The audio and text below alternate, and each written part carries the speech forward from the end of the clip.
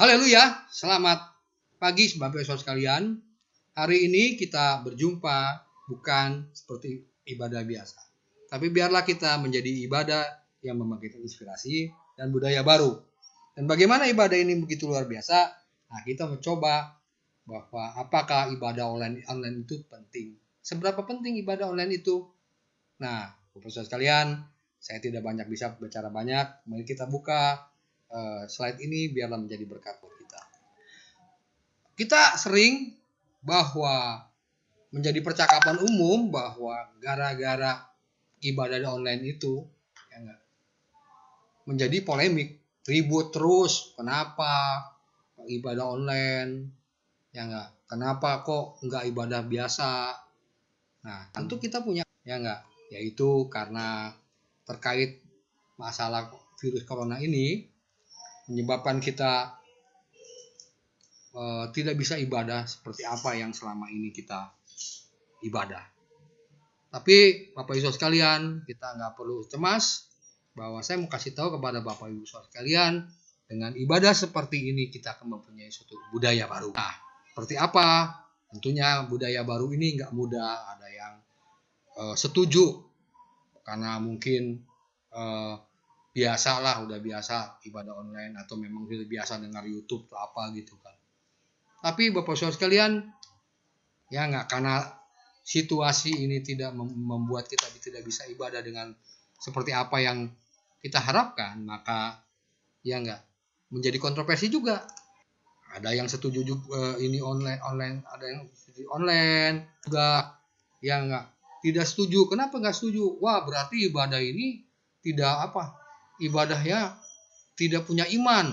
Karena kenapa? Kalau online kan rasanya gimana ibadah itu? Tapi ini pun bukan menjadi alasan yang begitu signifikan.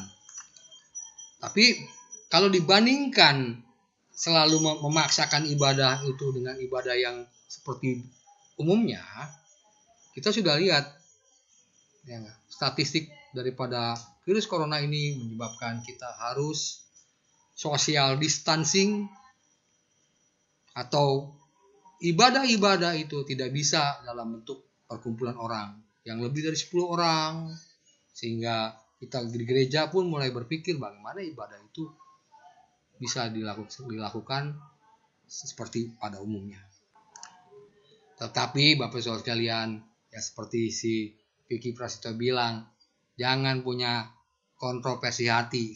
Artinya kita pusing dengan ibadah ini mesti begini. Tapi Bapak Saudara sekalian, mari kita lanjutkan bahwa ibadah yang seperti ini kita rasakan enak.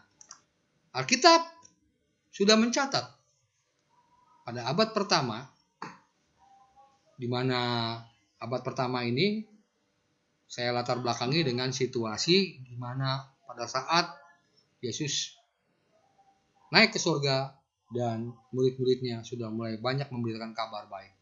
Sehingga pengikut daripada Tuhan Yesus pada saat itu bukan sedikit, makin banyak. Nah, caranya gimana pada abad pertama? Mereka beribadah di rumah pengikut Kristus. Apabila mereka memenangkan hati orang-orang sehingga mengikut Kristus, sehingga mereka berkumpul. Jumlahnya tadinya sedikit menjadi banyak.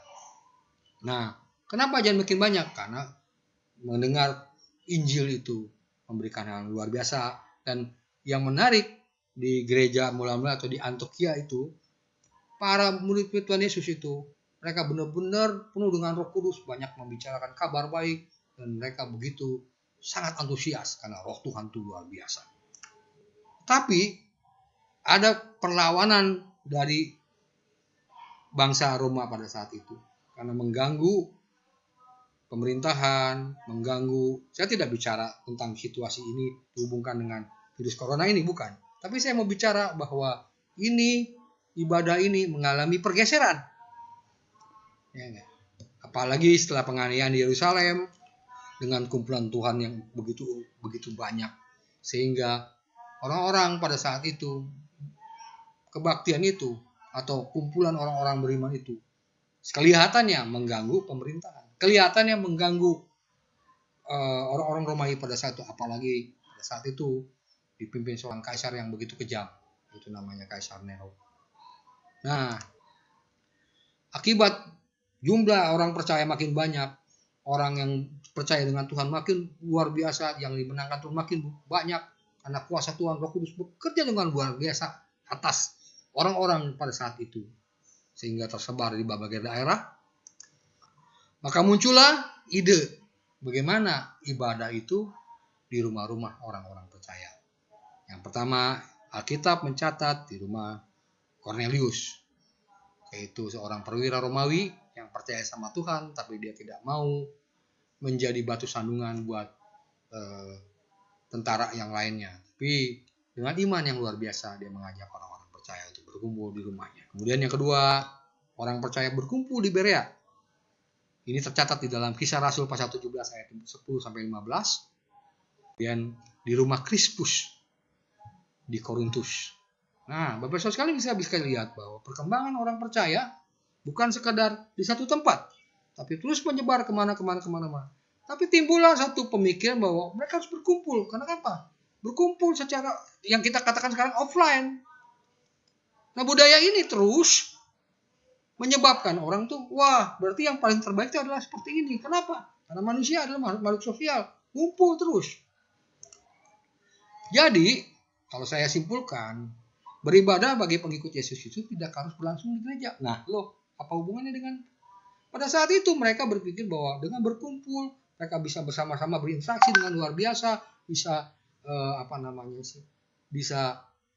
situasi memang pada saat itu sama seperti sekarang. Cuman bedanya apa? Pada saat itu ancaman dari pemerintah karena ketakutan. Tapi sekarang bukan ancaman pemerintah, tapi menjadi pandemi. Oleh sebab itu beribadah bagi pengikut Yesus tidak harus berlangsung di gereja, kan? Sudah setuju atau tidak setuju terserah. Tapi coba perhatikan baik-baik, Bapak sekalian. Ibadah itu bisa berkumpul di jemaat yang kecil, bisa berkumpul di orang yang agak besar, dan jikalau orang ikutnya banyak, sehingga orang tuh gereja makin sekarang kan di abad modern itu menjadi mega church. Tapi dengan keadaan situasi seperti ini, apakah kita bisa ibadah seperti itu? Tentunya Bapak Saudara sekalian, kita harus mengalami redefinisi, atau kita harus mendefinisikan bahwa ibadah itu bukan di gereja. Maaf, saya berkata ini bukan perkataan yang cukup kontroversial. Artinya, apakah ibadah itu harus di gereja? Nah, ini yang menjadi hal yang penting. Karena situasi ini kita tidak bisa datang ke gereja. Kenapa? Karena virus ini begitu penularannya begitu cepat, begitu luar biasa. Sehingga mungkin kita bisa ibadah langsung di keluarga. Yaitu ibadah yang bisa dihadiri satu keluarga aja. Nah, itu pemikiran sebelum online. Nah, sekarang kan udah online bisa kan? Jadi, Bapak Saudara sekalian, bukankah selama ini kita ibadah sudah nyaman di gereja? Tapi dengan situasi seperti ini, apakah mungkin kita bisa ibadah di gereja? Maka, saya pikir ibadah ini kita coba supaya kita bisa ibadah terus-menerus, kita harus bisa beribadah di rumah. Ya, kalau kata saya sih, menurut pandangan saya ya mungkin sah-sah aja lah.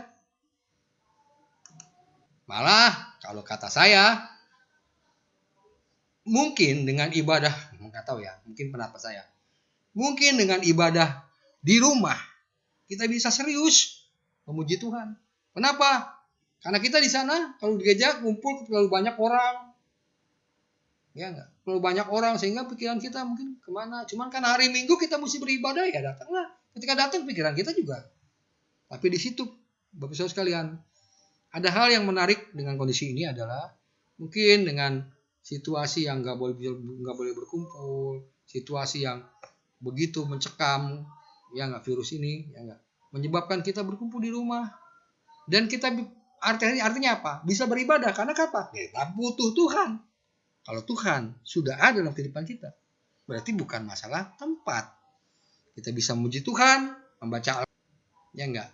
Mungkin kita belajar juga mendengarkan uraian seperti video ini. Ya enggak? Kita punya waktu, karena kita keluar nggak bisa, tapi kita punya waktu untuk dengar firman Tuhan. Daripada dengar berita-berita COVID-19 bikin kita stres. COVID-19 terus statistiknya. Bahkan untuk hal yang menarik sekarang, Amerika sudah nomor 1. Sebelumnya Cina, sekarang Amerika sudah nomor 1. Nomor 2 Italia. Nah, saudara sekalian, mungkin nggak kita bisa ibadah seperti hal yang pada kita lakukan seperti biasa? Nah, ada tambahan lagi, kita bisa menaikkan doa syafaat, bisa menerima doa berkat, sebagaimana layaknya kita ibadah di gereja. Tapi dengan di keluarga. Nah, saya tidak mau berpanjang lebar tentang masalah ibadah online atau tidak online. Tapi saya mau sampaikan bahwa dengan saya mikir seperti itu, saya diingatkan oleh perkataan Tuhan Yesus. Ini mungkin bisa menambah pemikiran kita tentang ibadah yang berbunyi, Allah itu roh adanya. Barang siapa menyembah dia, harus menyembahnya dalam roh dan kebenaran. Saya ulangi lagi ya. Allah itu roh adanya. Barang siapa menyembah dia, harus nyembahnya dalam roh dan kebenaran. Coba pikir Bapak Saudara. Kata Allah itu roh adanya. Barang siapa menyembah dia, harus menyembahnya dalam roh dan kebenaran. Sekarang saya mau bicara dulu satu frasa ini. Allah itu roh adanya. Kalau roh itu harus ada tempat nggak? Kalau benda punya roh nggak? Tapi manusia ada roh. Nah, kalau roh itu butuh tempat nggak? Butuh. Tapi tempatnya fisiknya gimana? Hanya ada di hati kita, di pikiran kita. Kalau Bapak Saudara sekalian butuh tempat, ya nggak? Ternyata roh Tuhan itu ada di mana-mana kan? Roh Tuhan itu ada di setiap ruang hidup kita. Makanya Alkitab berbunyi pada hari ini adalah Allah itu roh adanya. Barang siapa menyembah dia, harus menyembahnya dalam roh dan kebenaran. Roh pertama butuh tempat nggak? Kebenaran butuh tempat nggak? Maaf, secara fisik ya maksudnya. Butuh tempat nggak? Tidak. Oleh sebab itu tempat yang paling ideal ada di mana? Di hati kita. Nah, dari mana ucapan tersebut? Ucapan tersebut diomongin atau dibicarakan ketika Tuhan Yesus bertemu dengan seorang perempuan Samaria. Karena orang Samaria itu, perempuan Samaria ini begitu bangga dengan tradisi keyahudiannya. Dengan tradisi leluhurnya tentang ibadah mereka di Gunung Gerizim. Sehingga mereka berkata bahwa kebenaran dan roh itu adanya di mana? Bukan di hidupnya, tapi di gereja atau di bait suci. Karena bait suci adalah tempat roh dan kebenaran. Sehingga Bapak Saudara sekalian kita melihat bahwa ada kecenderungan ada kecenderungan kesalahpahaman di sini. Ya, dan Yesus mengerti siapa perempuan ini. Tapi perempuan ini sebetulnya lagi butuh roh dan kebenaran itu. Selama ini dia ketemu di bait Allah, dia ketemu kelihatannya dan roh kebenaran. Tidak seluruhnya, karena kehidupan dia tidak pernah berubah. Bukan di tempat itu dia berubah, tapi ternyata kehidupan dia tidak sama dengan apa yang dipikirkan dengan kehebatannya dia, bahwa gereja itu lebih penting. Hidup saya nggak penting. Bapak sekalian, inilah menjadi roh agama kita selama ini. Kalau kita rajin ke gereja, fisiknya ke gereja, apakah hidup kita sama? Nah, itulah menjadi hal yang penting buat kehidupan kita. Apakah kita rajin ke gereja, ikut Tuhan dengan luar biasa, menjadi roh dan kebenaran itu ada? Ingat, Yesus mengatakan tadi apa? Hendaklah kamu menyembah dalam roh dan kebenaran. Kenapa si perempuan perempuan dari Samaria itu berkata demikian? Karena pada masa itu orang Yahudi bangga dengan bait Allah di Yerusalem yang tengah direnovasi oleh Raja Herodes pada waktu itu. bahwa kenapa mereka bangga? Karena mereka orang Yahudi dipengaruhi dengan konsep Bait Allah. Bait Allah adalah di mana pada waktu Musa membawa bangsa Israel keluar dari Mesir sehingga dibuatlah Bait Allah. Dan memang saya mengakui dari Bait Allah ini memang luar biasa. Di mana pada saat itu di konsep Perjanjian Lama, Bait Allah itu tempat ada Roh Tuhan, Roh Kudus, sehingga Bait Allah itu di ruang Maha Kudus itu, ya enggak? Kan kita sudah belajar waktu itu bahwa Shekinah glory artinya Bait Allah. Kalau kita dirikan Bait Allah di kehidupan kita, ya, pasti ada hal yang luar biasa. Abraham, ya enggak, membuat sumur, ada Bait Allah, ya enggak, ada mesbah keluarga di situ, ya enggak, Bait Allah, Bait Allah. Sehingga perumpamaan orang Yahudi pada saat itu Bait Allah itu apa? Tempat di mana orang-orang banyak dan harus ada tempatnya yang luar biasa. Nah, tempat itu disebut namanya Bait Allah. Dan pada saat itu dia berkata, dengan Bait Allah hidup saya ini akan berubah. Dengan kita ke gereja berubah. Pertanyaan penting. Maksudnya apa? Kenyataan kan perempuan di Samaria ini hidupnya, ya enggak, dia punya suami 5. Hanya bangga dengan gerejanya. Oh, saya ikut gereja ini. Hidup saya nggak berubah, nggak apa-apa. Maksudnya secara hidup batin dia nggak berubah, nggak apa-apa. Yang penting saya ngikut di gereja yang tepat. Wah, itu menarik ya. Tapi karena Tuhan tahu masalah yang penting dari perempuan ini apa? Perempuan ini mengalami kontradiksi batin atau kontroversi hati. Ya enggak? Di satu sisi dia adalah warga atau turun-temurun orang Yahudi yang taat akan firman Tuhannya, orang Yahudi yang begitu sangat detail ibadahnya, sangat luar biasa secara teologinya. Tapi kehidupannya berubah enggak? Ya enggak, ternyata dia menikah 5 kali. Artinya apa? Secara moralitas dia tidak pernah bisa berubah. Bukankah gereja itu mengubah moralitas orang? Bukankah gereja itu bisa mengubah orang yang tadinya nggak bisa sesuatu menjadi perubahan hidupnya? Nah, inilah yang saya mau sampaikan di dalam pembicaraan hari ini. Jadi bukan gereja itu bukan tempatnya, tapi hati kita. Gereja itu bukan ibadahnya begitu luar biasa dikemas seperti entertain yang hebat. Gereja itu adalah tempat yang membuat orang itu bisa seperti orang ibadah-ibadah pertunjukan-pertunjukan yang begitu mewah sehingga kita dibeda-bedain. Dan perempuan ini begitu bangga, tapi kehidupannya berubah nggak? Nah, Yesus datang kepada perempuan ini untuk menyadarkan bahwa ada kontroversi hati antara hidupnya dengan gerejanya. Antara gerejanya pembuat perubahannya dengan dirinya tidak pernah berubah. Pertanyaannya, kenapa dia nggak berubah? Mungkin karena dia ngikut tradisi. Nah, inilah yang saya tahu. Marilah kita masuk di dalam dunia yang berubah. Gereja itu bukan kebaktian seperti itu. Karena sekarang banyak gereja, bukan gereja, tapi tempat-tempat apa? Entertainment. Gereja itu tempat untuk ibadah yang banyak full bandnya, kebaktian yang luar biasa. Dan bahkan saya mendengar beberapa informasi gereja ini sudah bukan lagi tempat ibadah loh. Kok bahasanya aneh? Iya, gereja itu tempat entertainment. Di mana orang makin banyak datang, otomatis gereja itu bisa dapat penghasilan besar. Sehingga Bapak Saudara sekalian perhatikan baik-baik. Ya enggak, ketika gereja berubah, tidak punya seperti ibadah seperti itu tidak ada. Gereja-gereja pada pusing kan? Ya enggak. Karena kenapa? Ternyata gereja itu bukan membuat perubahan. Nah, Bapak Saudara sekalian, inilah hal yang penting saya mau katakan. Media apapun kita, pandangan saya ya, media apapun kita beribadah.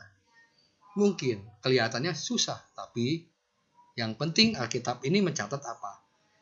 Menyembah Tuhan dalam roh dan kebenaran. Jadi roh dan kebenaran itu munculnya dari mana? Dari hati dan kehidupan kita, bukan tempatnya. Inilah yang menjadi bagian percakapan di siang hari di Sumur Yakub di Sikar antara Yesus dengan perempuan di Samaria itu. Pesan itu menyatakan bahwa Yesus adalah air kehidupan. Nah, coba perhatikan gambar ini bahwa Yesus bertemu dengan seorang perempuan di Samaria ketika perempuan ini menunggu terus di sumur. Kenapa dia menunggu? Karena pada waktu itu air itu merupakan secara fisik adalah hal yang terpenting. Karena mereka hidup di Timur Tengah, air itu agak susah. Nah, jadi pengertian yang menjadi Tuhan pada saat itu adalah air. Oleh sebab itu Yesus begitu luar biasa memberikan perumpamaan yang jelas. Jikalau kamu mencari air kehidupan itu, aku menjadi air kehidupan itu. Akulah air kehidupan itu. Dan bukan hanya air kehidupan, dia langsung menjelaskan bahwa siapakah juru selamat atau yang memberi kehidupan dalam orang itu bisa berubah, yaitu Yesus sendiri. Artinya, mari kita renungkan pertemuan Yesus dengan perempuan di Samaria ini bukan pertemuan biasa. Sebagaimana kita ke gereja, bertemu. Berapa tahun kita ke gereja? Berapa tahun kita berubah? Berapa tahun kita ikut Tuhan? Dan berapa tahun kita bisa berubah? Nah, pertanyaannya apa? Sudahkah firman Tuhan ini menjadi artinya jelas? Yesus bertemu dengan perempuan di Samaria ini. Artinya, perempuan di Samaria ini mengatakan dalam batin sesungguhnya bahwa ibadah di tempat dia itu tidak merubah hidupnya. Sehingga pada saat itu dia butuh siapa yang bisa mengubah hidupnya. Atau dia berpikir mungkin selama ini ritual-ritual yang selama ini dia lakukan awalnya bangga, tapi kehidupannya nggak pernah berubah kan. Nah, ketika Yesus berkata, akulah air hidup itu. Dan akulah jalan kebenaran. Nah, artinya Yesus berkata sama kita, atau Yesus berkata sama orang Samaria atau kita, dia itu powerful banget. Artinya dia punya kuasa yang bisa mengubah hidup kita. Jadi, kalau boleh saya simpulkan bahwa selama ini kita berpikir ibadah itu adalah ibadah yang butuh tempat. Sehingga kita segopo-gopo untuk mencari tempat yang menyenangkan kita. Atau ibadah itu yang memberi nuansa wah buat kita. Sebab itu banyak gereja-gereja, bahkan maaf saya dengar juga di beberapa tempat, gereja-gereja berlomba-lomba untuk menghias gereja itu dengan acara yang begitu luar biasa. Kita sudah banyak belajar kan? Ya enggak? Ketika gereja itu di full musikan, acara-acaranya itu bisa mengundang banyak anak muda untuk ke gereja. Nah, mereka akhirnya mengundang penyanyi-penyanyi terkenal, mengundang orang-orang yang bisa food getter atau membuat orang itu datang kepada gereja itu. Sehingga banyak di Amerika sekarang, Bapak Saudara sekalian, gereja itu bukan gereja, tempat konser rock. Di mana di situ para rockers yang tidak punya moralitas datang ke gereja.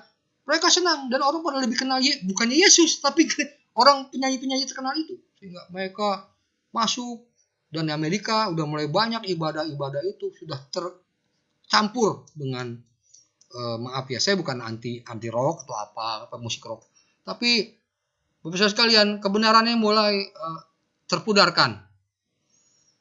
Di mana Yesus tidak hadir di situ, tapi yang hadir adalah entertainment sejati. Artinya di mana hadir adalah kemasan daripada manusia, menyebabkan manusia itu berkumpul. Nah, ketika berkumpul, urusannya apa? Bukan urusan tentang perubahan hidup, tapi urusannya adalah bagaimana dia mendapat untung yang besar. Bagaimana itu membawa keuntungan lembaga atau membawa keuntungan orang-orang tertentu. Nah, saudara sekalian, saya boleh simpulkan bahwa ibadah pada hakikatnya bukan sekedar ritual biasa. Dengan acara ibadah yang seperti di gambar ini. Ya maaf kalau saya bertentangan dengan pemikiran hari ini. Tapi Bapak Saudara, dengan gambar ini kita lihat bahwa orang anak muda mulai banyak mencari Tuhan dengan cara acara-acara. Sehingga ibadah itu butuh luar biasa kelihatannya. Tapi sekarang dengan kondisi seperti ini, apakah bisa kumpul seperti ini? Yang selama ini kita tahu bahwa ini menjadi jawaban tersendiri yang luar biasa. Bahkan ada satu gereja besar dia menginvestasikan uang begitu besar, hampir 100 M untuk mengundang kalau saudara ngerti di sini grup Planet Shaker atau grup yang luar biasa, di mana seperti apa ya, saya lupa ya, seperti grup yang luar biasa lah, saya lupa namanya. Itu datang. Nah, kemudian ibadah itu kita tiketnya masuknya 100.000 satu orang. Lu tahu nggak? 100 miliar itu yang dalam ibadah 4 kali 5 kali masuk uangnya. Bapak Ibu sekalian, buset, luar biasa nggak? Nah, saya mau tanya sekarang, apakah ibadah itu yang istilah kerennya membangkitkan inspiratif? Saya juga nggak bisa bilang, ya nggak. Ternyata bukan ritual, saya kasih tahu. Bukan ritual itu. Yang jelas adalah ibadah menyembah Tuhan dalam roh dan kebenarannya. Ini yang penting. Dua kata ini, roh dan kebenarannya. Roh Tuhan, kebenaran Tuhan, bukan roh musik itu atau situasi yang kita bawa. Kebenarannya adalah banyak orang yang datang sehingga itu menunjukkan kesuksesan. Itu yang mesti kita pikir. Ternyata ibadah merupakan sarana kita membuka ruang. Yang penting ini nih. Apakah ibadah itu membuat hadir Tuhan dalam kehidupan kita? Atau hadir apa yang menurut mau kita? Seperti kita nonton sinetron kan semuanya nyenangin hati kita. Gambarnya bagus, tempatnya mewah, seolah-olah. Kenyataannya gimana? Nah, Bapak Ibu sekalian, bukankah dunia seperti itu? Memberikan kemasan-kemasan yang menarik sama kita. Sehingga kelihatannya ibadah itu ya sama. Judulnya ibadah, tapi intinya satu, Bapak Ibu sekalian. Bisnis. Maaf, saya berkata demikian. Tapi yang jelas, Bapak sekalian, dengan kita ibadah seperti ini, apakah menyembah dengan pujian dan kesaksian itu hilang? Tidak, Bapak Ibu sekalian. Gambar-gambar ini bisa mewakili saudara sekalian untuk dapat melihat Tuhan. Kita bisa berdiam diri di hadapan Tuhan. Kenapa? Karena kita keluar pun nggak bisa kan? Bukan nggak bisa, situasinya mencekam. Ya daripada kita di rumah, maaf ya, kita tidak dapat apa-apa sehingga kita kekalut, takut. Nah mungkin hari ini kita bisa mendengarkan firman Tuhan, berdiam diri. Dan kita bisa mulai introspeksi diri. Dan kita bisa melihat apa yang kita lakukan selama ini di dalam hidup ini kepada Tuhan. Dan kita tahu mungkin selama ini kita mesti bebenah seperti PBGAD mengatakan ya, bahwa kita harus bebenah. Masih banyak tempat-tempat yang kita mesti rubah, yaitu hidup kita. Ini kita minta Tuhan mengubah hidup kita. Kita bisa membaca firman Tuhan. Kan selama ini kita di gereja kan firman Tuhan udah ada semua, kita dengar. Ya udahlah nggak apa-apa, buat banyak pinter bacain ngomong menyenangkan hati kita kan. Apalagi kalau ada artis yang terkenal. Kalau ditanya khotbahnya apa? Wow. Ya nggak. Khotbahnya adalah saya seneng. Kenapa? Penyanyinya bisa cakep banget, nyanyinya luar biasa. Nah, saya mau tanya kembali, dapatkah kita membaca firman Tuhan dengan benar? Nah, hari ini, situasi yang mungkin tidak bersahabat sama kita, ini justru keuntungan, rencana Tuhan besar dalam kehidupannya. Kita bisa dengar firman Tuhannya, kita bisa baca firman Tuhan kita, ya enggak, dengan keluarga kita yang terdekat. Kita bisa mengerjakan uraian firman-Nya. Karena ada waktu kan buat kita di rumah terus kan. Nah, kita sama-sama mendengar firman Tuhan. Ya, daripada kita nggak dapat apa-apa. Dan kita bisa berdoa. Bukan hanya berdoa untuk diri kita, tapi berdoa menjadi pelaku firman. Kita berdoa, biarlah hidup kita menjadi berkat bagi banyak orang. Kita berdoa juga, bukan untuk diri kita sekarang, buat semua orang. Walaupun kita punya tempat, tidak seperti yang tempat konvensional seperti itu. Kita bisa menaikkan doa syafaat, dalam arti kita berbicara kepada Tuhan yang berkenaan kepadanya. Dalam 1 Timotius 2 ayat 1-4. Kita bisa banyak berbicara kepada Allah yang hidup. Kita bisa banyak berbuat sebetulnya di sini. Sesuai dengan Yohanes 4 ayat 20 mengatakan kita dipersatukan melakukan ibadah itu dalam roh dan kebenaran. Ibadah online ini bukan merubah roh dan kebenaran kan? Coba kita mesti buka pikiran kita menjadi budaya baru. Bahwa roh dan kebenaran itu tidak butuh tempat. Tempatnya itu hati kita. Di mana kita di situ. Di situ Tuhan ada. Di situ Tuhan mau. Kalau kita mengundang kuasa Tuhan. Itulah roh dan kebenarannya. Jadi rohnya siapa? Roh Tuhan. Kebenarannya kebenaran Tuhan. Kalau udah roh dan kebenaran, maka kita benar-benar mengerti bahwa kita menyembah kepada Tuhan. Sungguh-sungguh. Bukan karena melihat situasi dan kondisi. Artinya ibadah itu membangkitkan peran logika kita aja. Bukan hanya dalam iman kita, tapi dalam rasio kita pun dipenuhi dengan kuasa Tuhan. Dan diberikan suatu pengertian bahwa bersama Tuhan kita melakukan peran yang besar. Walaupun memang kondisi kita tidak bisa berbuat apa-apa, tapi roh Tuhan sudah ada dalam kehidupan kita, maka kita bisa disegarkan. Untuk mengerti dan memahami peran emosi, merasakan dan peran roh itu menyapa Allah yang hadir oleh karena roh Tuhan. Bukan karena roh kita, tapi roh Tuhan. Karena dalam roh kita ada suara hati, ada aspek-aspek yang lain, maka roh Tuhan itu hadir dalam kehidupan kita. Jadi roh Tuhan itu bukan ingat lagu kau bukan Tuhan yang memandang rupa. Jadi artinya kau bukan Tuhan yang memandang harta, tapi apa susah? Hati hamba yang itulah yang penting dicari oleh Tuhan. Nah artinya apa? Roh dan kebenaran. Saat kita menyembah kepada Tuhan, roh Tuhan dan kebenarannya akan datang dalam kehidupan kita. Dengan kondisi seperti ini, kita bisa melakukan ibadah dengan ketulusan. Ini bahasanya memang kelihatan sederhana, tapi nggak gampang. Kejujuran dan terakhir apa? Ketekunan. Ketulusan, di mana kita dibutuhkan tulus. Artinya hatinya tidak bengkok, hatinya minta kebenaran. Kalau tulus berarti ada hal yang benar, maka kita butuh roh dan kebenaran itu. Nah kalau udah ada kebenaran dan rohnya itu, maka kita muncul kejujuran kita. Nah kalau udah tahu begitu, kita kan butuh kan roh dan kebenaran itu, maka kita muncul ketekunan. Dalam ibadah itu kita meninggikan nama Tuhan Yesus sebagai jalan. Nah ini yang paling penting. Ketika kita menyembah kepada roh dan kebenaran, kita tersadar bahwa kepada siapa kita menyembah, yaitu kepada Yesus yang sudah berkata sama kita, Akulah jalan, kebenaran, dan hidup. Tidak ada seorang pun yang datang kepada Bapa kalau tidak melalui aku. Perempuan di Samaria itu berpikir Yesus itu memang manusia biasa.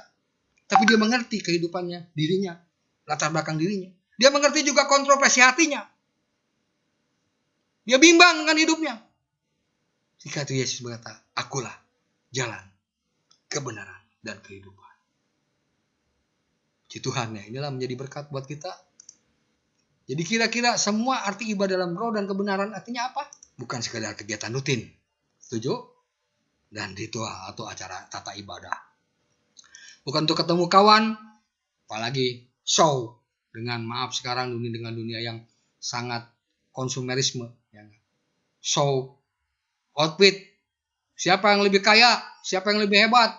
Siapa yang lebih berkuasa di gereja dengan kekayaan dan kehebatannya? Kehormatan dan semuanya gitu. Terus sekalian, hari ini kita sadar bahwa kita bersyukur juga kan dengan situasi seperti ini. Menyebabkan kita tersadar bahwa kita harus bertobat kepada Tuhan dan kembali kepadanya.